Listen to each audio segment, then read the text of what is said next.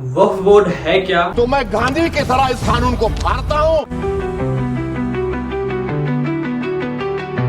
और 2024 में वक्फ बोर्ड में क्या सा बदलाव किया गया है? आखिर धार्मिक मामलों में सरकार का क्या लेना देना? वक्फ कानून में संशोधन का बिल पास हुआ। हिंद दोस्तों, स्वागत है आपका आज के इस टॉपिक पे। आजादी के बाद से भारत में बन रही सरकार के विरोध में हमेशा प्रदर्शन होता आ रहा है और वक्फ संशोधन बिल को लेकर भारत में जोरों शोरों से प्रदर्शन किया जा रहा है।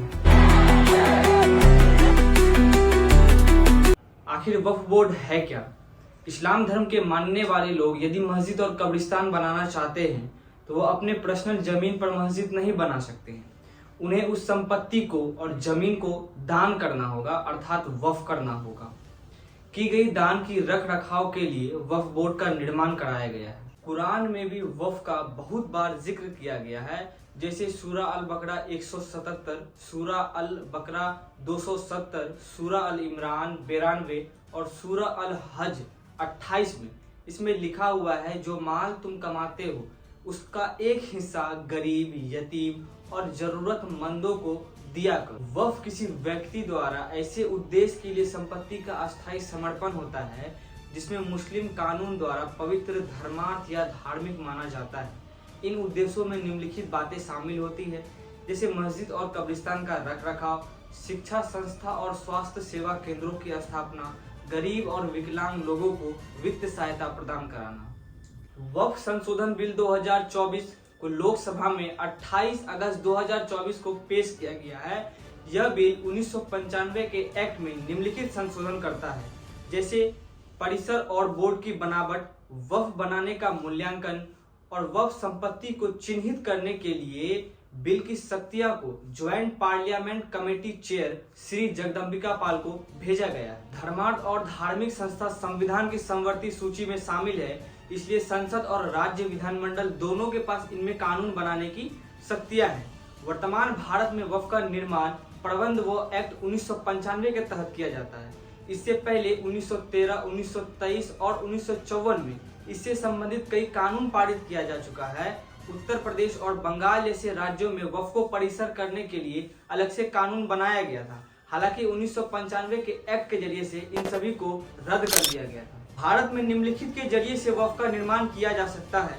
पहला, मौखिक या लिखित के माध्यम से संपत्ति की घोषणा। दूसरा, धार्मिक या धर्मार्थ उद्देश्य के लिए जमीन को लंबे समय तक इस्तेमाल करना। तीसरा, उत्तराधिकारी न होने पर बंदोबस्ती वक्फ का निर्माण करने वाली वाकिफ कहलाता है। सितंबर 2024 तक भारत में 8.7 लाख पंजीकृत अंचल वक्फ संपत्तियां हैं। सभी पंजीकृत अंचल वक्फ समिति में से 7% पर कब्जा है, 2% पर मुकदमा चल रही है और 50% की स्थिति अज्ञात है। और इनमें से जैसे आदि 17% पर कब्रिस्तान है, 16% पर खेतीहर जमीन है, 14% पर मस्जिद है और 13% पर दुकानें हैं। जिन राज्यों की वक्फ संपत्ति की सबसे ज्यादा हिस्सेदारी है वो है उत्तर प्रदेश, जिनमें 27% है, बंगाल जिसमें 9% और पंजाब उसमें भी 9%। पिछले कुछ वर्षों में भारत में वक्फ को परिसरित करने के लिए कानून का दायरा बढ़ाया गया था। 1913 का एक्ट सिर्फ वक्फ बेनामों को वैधता प्रदान कराता है। 1923 में इसका दायरा बढ़ाया गया था ताकि वक्फ संपत्ति के पंजीकरण को अनिवार्य किया जा सके। 1954 में वक्फ को बेहतर तरीके से पहचान और उसे प्रबंध करने के लिए केंद्र वक्फ परिषद और राज्य वक्फ बोर्ड का गठन किया गया था। 1995 के एक्ट में निम्नलिखित को प्रस्तावित किया गया था, वक्फ संबंधित विवादों को निपटाने के लिए ट्रिब्यूनल का गठन, बोर्ड में निर्वाचित सदस्य और इस्लामिक धर्मशास्त्र के नामित विद्वान। इस ट्रिब्यूनल में 3 सदस्य शामिल होते थे। पहला, वर्ग 1 रैंक के जज या सिविल जज अध्यक्ष होते थे। दूसरा, जिला मजिस्ट्रेट के बराबर एक राज्य अधिकारी। तीसरा, मुस्लिम कानून और न्याय शास्त्र का एक विश्लेषज्ञ। बिल ट्रिब्यूनल में से मुस्लिम कानून के विशेषज्ञ को हटा दिया गया। पहले ट्रिब्यूनल का निर्णय अंतिम माना जाता था और न्यायालय में इसके खिलाफ अपील नहीं की जा सकती थी। बोर्ड या पीड़ित पक्ष के आवेदन पर उच्च न्यायालय अपने मर्जी से विचार कर सकता है।